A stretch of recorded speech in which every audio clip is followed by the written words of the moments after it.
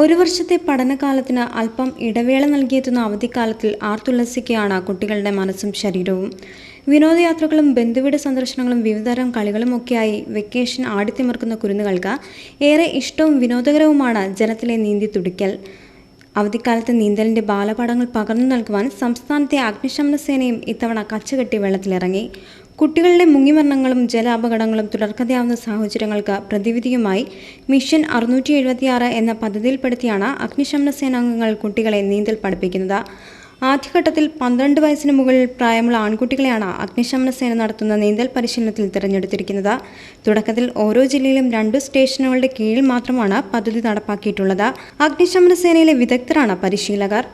അതായത് ഇതിപ്പോൾ ഏകദേശം ഇവർക്ക് ഒരു 25 ദിവസത്തെ വർക്കിംഗ് ഡേയ്സിലാണ് കൊടുക്കുന്നത്. ഈ കൊടുക്കുന്നതിലെന്ന് പറയുന്നത് ഏകദേശം ഞങ്ങളുടെ കുട്ടികളെല്ലാം തന്നെ ഒരുമാതിരി നീന്താനായിട്ടുണ്ട്. അതിൽ ഞങ്ങൾ വളരെ സന്തുഷ്ടരാണ്. കാര്യം നമ്മുടെ ആലപ്പുഴ ഈ ഒരു പുതിയ സംരംഭം തന്നെ ഞങ്ങൾക്ക് വിജയത്തിലെത്തിക്കാനായിട്ട് ഞങ്ങൾക്ക് സാധിക്കുന്നു. ഞങ്ങളുടെ ഈ കുരുന്നുകളെല്ലാം തന്നെ ഞങ്ങളോട് സഹകരിച്ചുകൊണ്ട് എല്ലാവരും ആത്മാർത്ഥമായിട്ട് നീന്തൽ പഠിക്കുന്നുണ്ട്. ഇപ്പോൾ അവർ സ്വന്തമായിട്ട് നീന്താൻ തുടങ്ങിയിട്ടുണ്ട് ഫ്രീ സ്റ്റൈലിൽ.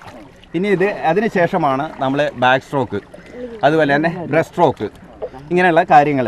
അതോടൊപ്പം തന്നെ ഒരാൾ ഇപ്പം സ്വയരക്ഷയ്ക്ക് അവരെല്ലാം തന്നെ ഇപ്പം പ്രാപ്തരായിട്ടുണ്ട്.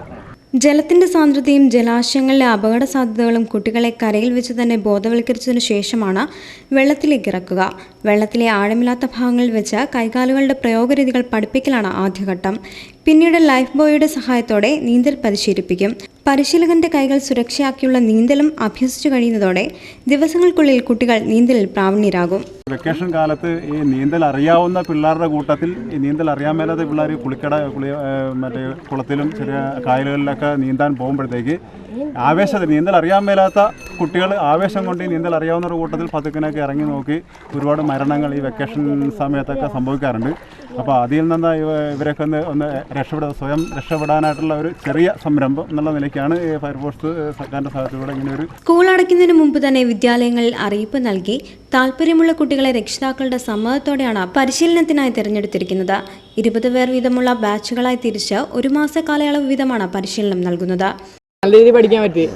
ഇവിടെ വരുന്നതിന് ഇച്ചിരി അറിയായിരുന്നു, ബാക്കി മുഴുവനും പഠിപ്പിച്ചത് ഇവരാണ്. ഇപ്പോൾ ഒറ്റയടിക്ക് അക്കരെ വരെ നീന്താനുള്ളൊരു ഇതുണ്ട്. ആരെങ്കിലും വെള്ളത്തിൽപ്പെട്ട് ഇതാവുകയാണെങ്കിൽ രക്ഷിക്കാനുള്ളൊരു ആത്മവിശ്വാസവുമുണ്ട്. അവധിക്കാലങ്ങളിലും മറ്റ് ആഘോഷവേളകളിലും കുട്ടികളുടെ മുങ്ങിമരണങ്ങൾ ആവർത്തിക്കപ്പെടുന്ന സാഹചര്യത്തിലാണ് അഗ്നിശമന സേന കുട്ടികൾക്കായി നീന്തൽ പരിശീലന പദ്ധതി ആവിഷ്കരിച്ചിരിക്കുന്നത്. മലീമസമല്ലാത്ത പൊതുകുളങ്ങളും മറ്റ് സ്വിമ്മിംഗ് പൂളുകളും ഒക്കെ കേന്ദ്രീകരിച്ചാണ് പരീക്ഷണാടിസ്ഥാനത്തിലുള്ള നീന്തൽ പഠന പദ്ധതി പുരോഗമിക്കുന്നത്. കായികവും മാനസികവുമായ പരിശീലനത്തിനൊപ്പം പോഷകാഹാരങ്ങളും നീന്തൽ പഠിതാക്കൾക്ക് നൽകുന്നുണ്ട്. അപകടങ്ങൾ ഒഴിവാക്കാൻ കഴിഞ്ഞില്ലെങ്കിലും അപകടത്തിൽപ്പെടുന്ന സമയത്ത് സ്വയരക്ഷയ്ക്കും അല്ലെങ്കിൽ മറ്റുള്ളവരെ രക്ഷിക്കുന്നതിനും ഈ നീന്തൽ പഠനം ജീവിതകാലം മുഴുവൻ ഉപകരിക്കുമെന്ന് തന്നെയാണ് അഗ്നിശമന സേനാ വിഭാഗത്തിന്റെ വിശ്വാസം.